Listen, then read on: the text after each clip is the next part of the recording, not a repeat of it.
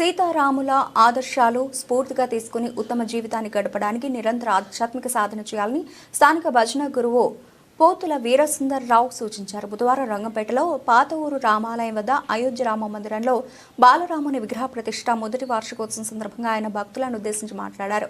ఎంతో మంది త్యాగదనుల కృషి ఫలితంగా నిర్మించిన అయోధ్య రామ మందిరాన్ని కాపాడుకోవాల్సిన బాధ్యత అందరిపై ఉన్నారు. అలాగే రామాలయాల్లో ప్రత్యేక పూజలు భజనలు చేసి రాముని కీర్తిని మరింత చాటే విధంగా హిందూ బంధువులంతా కృషి చేయాలని ఆయన కోరారు. ఈ సందర్భంగా బాలరామునికి ప్రత్యేక పూజ చేసి ఆ చిత్రపటాన్ని పల్లకిలో పెట్టి గ్రామంలో భజనలు చేస్తూ ఊరేగించారు. కార్యక్రమంలో స్థానిక భక్తులు ఉండవల్లి మాణిక్యం, మండవల్లి గుప్తా, గారపాటి నరసింహారావు, ఎలమాటి సత్యబాబు, కంటిపూడి చిట్టోడు, సిరిగిన నాగమణి తదితరులు పాల్గొన్నారు.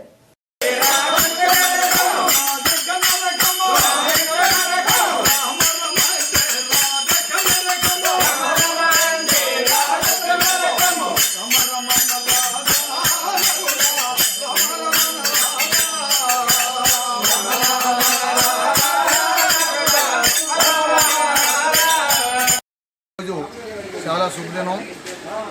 ఎందుకంటే 2024 22వ తారీఖున జనవరి 22వ తారీఖున మన అయోధ్యలో బాలరామునికి ఆలయం నిర్మించడం జరిగింది. మరి అదే రోజు ఈరోజు వార్షికోత్సవం కూడా మన రంగంపేట గ్రామంలో రామాలయం దగ్గర పల్లకీ సేవతో గ్రామ పురవీధుల్లో ఊరేగింపు జరిగింది.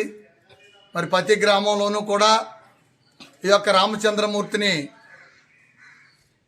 పల్లకీ సేవలతో ప్రతి ఊర్లోనూ ఊరేగిస్తారని, చూడలేని వారు రాలేని వారికి కూడా ఈ యొక్క దర్శన భాగ్యాన్ని కల్పించవలసిన బాధ్యత ఉంది. కాబట్టి మన హిందూ సాంప్రదాయంగా ఎక్కడ ఉన్నా సరే భజన సమాజాలు కానీ, ఆధ్యాత్మిక చింతన ఉన్నవారు కానీ, ఆధ్యాత్మిక భక్తులు కానీ, హిందువులు కానీ ఎవరైనా సరే ఈ